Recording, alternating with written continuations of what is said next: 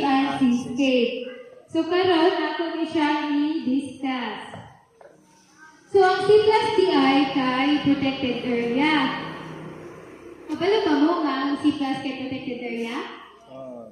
Kabalo. So, naay mga legal basis ani. Mo ni siya ang Presidential Proclamation 902 Republic Act 11038. So, naadriya sa balaod ang mga bawal diriya sa protected area, mga basihan, mga legal basis nato diriya.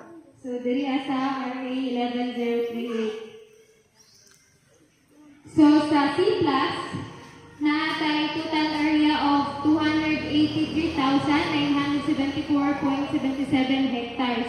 So, sa terrestrial, diyaon tay 62,796 hectares. Ug sa kadagatan, diyaon tay 221,999